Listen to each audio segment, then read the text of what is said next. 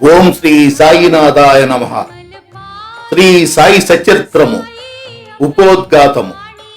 మహారాష్ట్ర దేశంలోని వారందరికీ శ్రీ గురుచరిత్ర సుప్రసిద్ధము.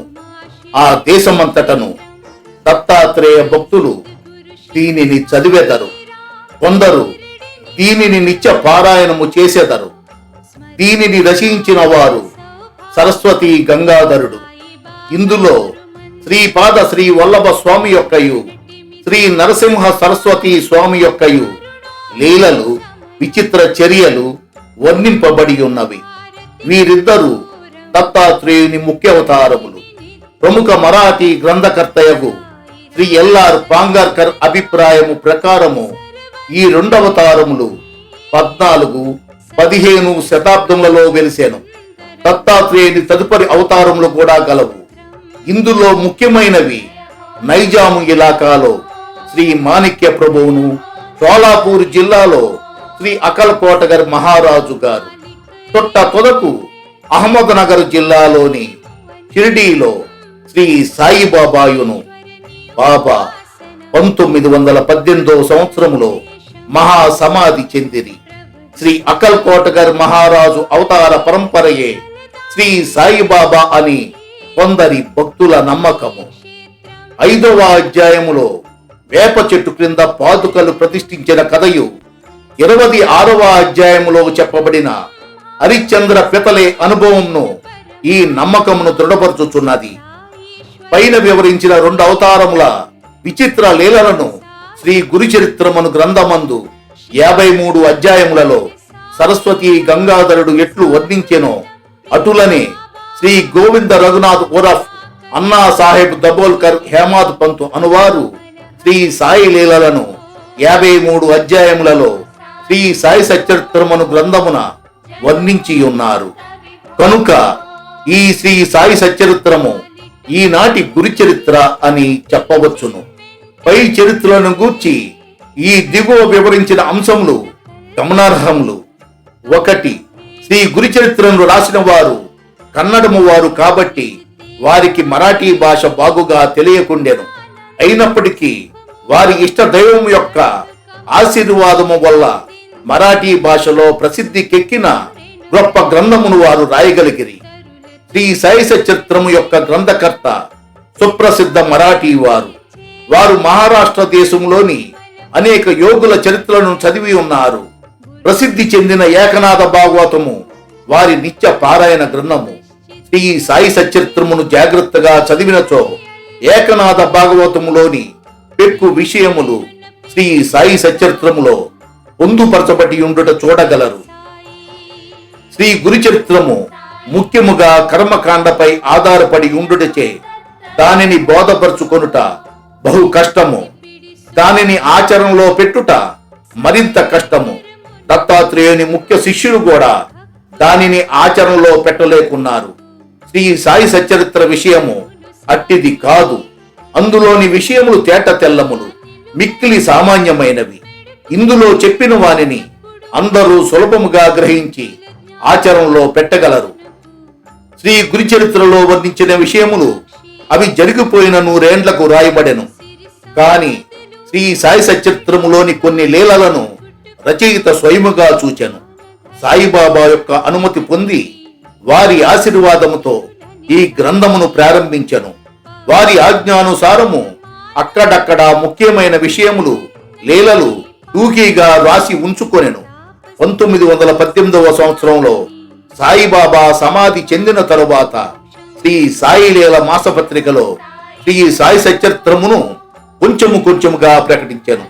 శ్రీ సాయి సచరిత్రము ఈ విధముగా 1923వ సంవత్సరము నుండి 1929వ సంవత్సరం వరకు శ్రీ సాయి లీలలో ధారావాహికంగా ప్రచురింపబడి 1930వ సంవత్సరంలో పూర్తి గ్రంథ రూపముగా ముద్రింపబడినది. కనుక శ్రీ సాయి సచరిత్రమును ప్రస్తుత గ్రంథము అధికారికమైనది. షిరిడీలో శ్రీ సాయిబాబా సశరీరులుగా ఉండగా దర్శించుకుని భాగ్యము లభించని సాయి భక్తులకు ఈ గ్రంథము నిజముగా ఒక వరము.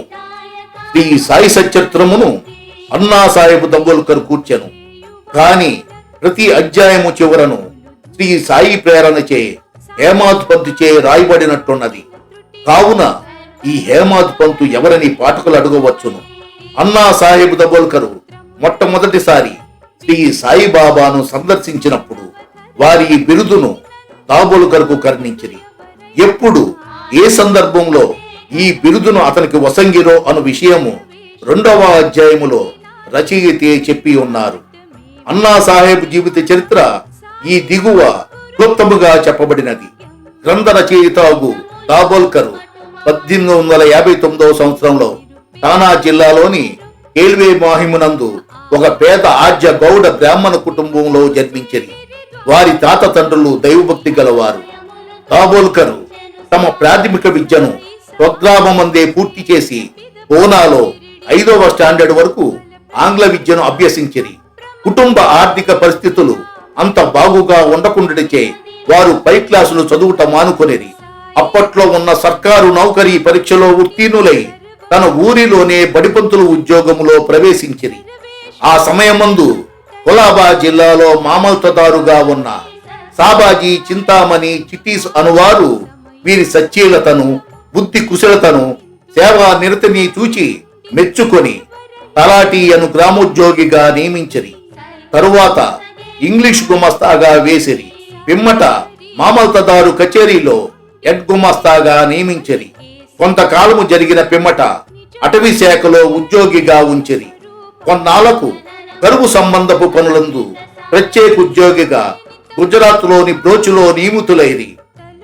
ఆయా ఉద్యోగాలలో తన బాధ్యతలను అత్యంత సమర్థవంతముగా నెరవేర్చుట వలన 1901వ సంవత్సరంలో ఠానా జిల్లాలోని షాహాపూరులో మామల్తదారుగా నియమింపబడిరి. 1903వ సంవత్సరంలో ఫస్ట్ క్లాసు రెసిడెంట్ మేజిస్ట్రేటుగా బాంద్రాలో నియమింపబడిరి. వారచట 1907వ సంవత్సరం వరకు ఉద్యోగం చేసిరి. తర్వాత ఆయన మోర్బాడు, ఆనంద్, బోర్సుదలలో పనిచేసి 1910వ సంవత్సరంలో తిరిగి బాంద్రాలో రెసిడెంట్ మేజిస్ట్రేట్ గా నియమితులైరి. ఈ సంవత్సరమందే వారికి షిరిడీకి పోయి శ్రీ సాయి సందర్శనము చేయు భాగ్యము కలిగినది. 1916వ సంవత్సరంలో వారు ఉద్యోగ విరమణ చేసిన పిమ్మట కొన్ని నెలల వరకు తాత్కాలిక ఉద్యోగిగా పనిచేసింది. అదియును విరమించిన తరువాత సాయిబాబా మహా సమాధి చెందు వరకు శ్రీ సాయి సేవలోనే పూర్తిగా నిమగ్నులైరి. బాబా మహా సమాధి పిమ్మట షిరిడీ శ్రీ సాయిబాబా సంస్థానమును 1929వ సంవత్సరంలో తాను మరణించు వరకు ఎంతో చాకచక్యముగా నడిపిరి. వారికి భార్య, ఒక కుమారుడు, 5గురు కుమార్తెలుండిరి. బిడ్డలకు తగిన సంబంధములు దొరికినవి. అందరూ క్షేమముగా ఉన్నారు. సాయిబాబా ఎవరు? సాయిబాబా ఎవరు అను ప్రశ్నకు 3 విధములుగా సమాధానము చెప్పవచ్చును. దీర్ఘాలోచన చేయకయే విషయముల గూర్చి గాని మనుషులను గూర్చి గాని అభిప్రాయము చెప్పు అభ్యాసము గలవారు సాయిబాబాను ఒక పిచ్చి ఫకీరనియు, వారి షిరిడీలో శిథిలమై పాడుపడిన మసీదులో అనేక సంవత్సరములు నివసించరనియు, ఇష్టము వచ్చినట్లుగా మాట్లాడుచు తమను దర్శింప వచ్చిన వారి నుంచి దక్షిణ రూపముగా ధనము వసూలు చేయుచుండెరనియు చెప్పుదురు. ఈ అభిప్రాయము తప్పు. ఆర్ఏ తర్కట్ గారి స్నేహితుడు ఒకసారి బాబా వారి దర్శనానంతరము బాబా వద్ద సెలవు పుచ్చుకొని బొంబాయి తిరిగిపోవునప్పుడు కంటతడి పెట్టుకొనెను. అతనితో బాబా ఇట్లనెను, పిచ్చివాని వలె ప్రవర్తించుచున్నావేమి? నేను బొంబాయిలో మాత్రము నీతో లేనా? దానికి తర్కట్ గారి మిత్రుడు ఇట్లు జవాబిచ్చెను, నాకా విషయము తెలియదు. ఎందుకనగా మీరు బొంబాయిలో నాతో ఉన్నట్లు నాకు అనుభవం లేదు కదా. అందులకు బాబా ఇట్లనియను, ఎవరైతే బాబా షిరిడీలో మాత్రమే ఉన్నాడని అనుకుందురో వారు బాబాను నిజముగా గ్రహింపలేదని తెలుసుకో. కొందరు సాయిబాబాను మహాసిద్ధ పురుషుడనిరి. మహమ్మదీయులు బాబాను తమ పీరులలో ఒకనిగా భావించిరి. హిందువులు బాబాను తమ మహాత్ములలో ఒకనిగా గ్రహించిరి. ప్రతి సంవత్సరము షిరిడీలో జరుగు ఉత్సవముల నిర్వాహకులు తమ ప్రకటనలలో బాబాను సంత చూడమనిగా పేర్కొనెదరు. ఈ అభిప్రాయము కూడా సరి అయినది కాదు. శ్రీ సాయిబాబాను సన్నిహితముగాను వాస్తవముగాను సేవించిన వారు మాత్రము బాబాను భగవంతుని అవతారముగా ఎప్పటికీ భావించుచున్నారు. దీనికి దిగువ కొన్ని దృష్టాంతములను ఇచ్చేదము. పివి నరసింహస్వామి గారు రచించిన బాబా సూత్రములు పలుకులు అను గ్రంథమునకు పీఠికలో ఇండోరు హైకోర్టు జడ్జి గారు ఎంబి రేగే గారు ఇట్లు రాసి ఉన్నారు. బాబా సశరీరులుగా ఉన్నప్పుడు వారొక రూపు దాల్చిన భగవత్ స్వరూపముగా తమ భక్తులకు బాసిల్లుతూ తమ లీలా ప్రబోధాల ద్వారా సాధకుల మార్గమును ప్రకాశింపచేయుచుండెడు వారు. వారి నశ్వరమైన దేహము మాయమైపోయినది గాని దానిలో అప్పుడుండిన బాబా మాత్రము ఇప్పటికి అనంత శక్తి వలె నిలిచి వారు సమాధి చెందక ముందు భక్తులకు తోడ్పడినట్లే ఇప్పటికి వారిని ఆశ్రయించు అసంఖ్యాక భక్తులకు నిశ్శబ్దముగా సహాయపడుచున్నారు. శ్రీ బివి నరసింహస్వామి గారు రచించిన భక్తుల అనుభవంలో అను పుస్తకములోని మొదటి పేజీలో ఉత్తర భారతదేశంలో ఉన్న ఒక హైకోర్టు జడ్జి గారు ఇట్లు రాసి ఉన్నారు. నేను సాయిబాబాను సృష్టి స్థితి లయకారకుడుగా భావించెదను. 1918వ సంవత్సరంలో వారు సమాధి చెందక ముందు నేనట్లు భావించితిని. ఇప్పటికీ నేనట్లే భావించుచున్నాను. నాకు మాత్రము వారు సమాధి చెందినట్లు లేదు. నా దృష్టిలో వారు అన్ని పరిమితులకు అతీతులు. వారు మా మధ్య ఉన్నప్పుడు వారి మానవ శరీరము మా కనుల ముందు సంచరించుచుండెను. ఒక్కొక్కప్పుడు అది మా దృష్టిని విశేషముగా ఆకర్షించేది. కానీ ఎక్కువ భాగము మా ఎరుకలో నిలిచినది మాత్రము వారి అనంతతత్వమే. శాశ్వతము అశాశ్వతముల అద్భుత సమ్మేళన రూపమైన ఒక మానసిక ప్రతిబింబము వలె వారు మాకు భాషించేవారు. అశాశ్వతమైన తమ మానవ దేహము ఒక్కొక్కప్పుడు మా ముందర తలుక్కుమని మెరిపించేవారు. ఇప్పుడు అశాశ్వతమైన ఆ దేహం మాయమై సాయిబాబా అను శాశ్వతమైన అనంత శక్తి మాత్రము నిలిచి ఉన్నది. పివి నరసింహస్వామి గారి చే రచింపబడిన భక్తుల అనుభవములు అను గ్రంథములో 19-20 పుటలలో ఆచార్య జీజీ నార్కే ఇట్లు చెప్పి ఉన్నారు. ఇంటి వద్ద నిత్యము నేను పూజించు గృహదేవతల మధ్య సాయిబాబాను ఒకరిగా ఉంచితిని. సాయిబాబా భగవంతుడు. ఆయన సామాన్య సత్పురుషుడు కాదు. మా మామగారు శ్రీమాన్ బూటి, నా భార్య, నా తల్లి గొప్ప సాయి భక్తులు. వారు సాయిబాబాను భగవంతుని వలె పూజించువారు. నేను కొత్తగా షిరిడికి పోయినప్పుడు ఒకనాడు హారతి సమయంలో సాయిబాబా మిక్కిలి కోపోదీపుతుడై ఉండెను. అకారణముగా వారు కోపించుచు శపించుచు భయపెట్టుచుండెని. ఆయన పిచ్చివాడా ఏమను సంశయము నా మనసులో మెదిలెను. మామూలుగానే హారతి పూర్తి అయ్యను. ఆనాటి సాయంకాలము నేను బాబా పాదములను ఒత్తుచుంటిని. అప్పుడు బాబా ప్రేమగా నా తలను నిమురుచు, నేను పిచ్చివాడను కాను అని అనెను. ఎంత ఆశ్చర్యము! నా హృదయగత భావమును గ్రహించుచున్నారు. వారికి తెలియకుండా మనము ఏ రహస్యములను దాచజాలము. వారు అంతర్యామి, నా ఆత్మ యొక్క అంతర్యామి అని నేను అనుకుంటుని.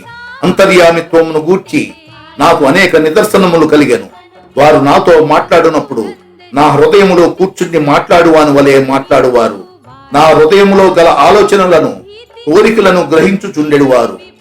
వారు నాలో ఉన్న భగవంతుడు, వారే భగవంతుడని నిశ్చయించుటలో నాకిట్టి సంకోచము లేకుండెను. ఒక్కొక్కప్పుడు వారిని నేను పరీక్షించుచుంటిని. ప్రతి పరీక్షలో వారు సర్వజ్ఞులనియు వారి ఇచ్చానుసారము సర్వమును నడిపించెదరను ఒకే నమ్మకము కలుగుచుండెను. రావ్ బహదూర్ ఎండబ్ల్యూ ప్రధాన్ రాసిన షిరిడి సాయిబాబా అను గ్రంథమునకు ఉపోద్ఘాతములో గౌరవనీయులను అమరావతిలో ప్రసిద్ధికెక్కిన వకీలును అగు దాదాసాహెబ్ కబర్తే ఇట్లు చెప్పి ఉన్నారు. శ్రీ సాయిబాబా ప్రతి వారి అంతరంగమందు మెదలు ఆలోచనలన్నీ తెలిసిన వాని వలె ఉండి వారి కోరికలు తీర్చుచు సుఖ సంతోషములు కలగజేయు చుండెడువారు. ఆయన భూమిపై నడయాడు దైవమనే భావము కలుగుచుండెను. దాసుగను మహారాజు తమ స్తవన మంజరి అను స్తోత్రమునందు సాయిబాబాను జగత్తు యొక్క సృష్టికర్తగాను నిర్మలమైన అంతరాత్మగాను నిత్య శాంతమూర్తిగాను వర్ణించి ఉన్నారు. హేమాడ్ పంతు శ్రీ సాయి సచరిత్రము యొక్క మొదటి అధ్యాయములో సాయిబాబాను గోధుమలు విసురుచుండిన ఒక వింత యోగిగా వర్ణించెను.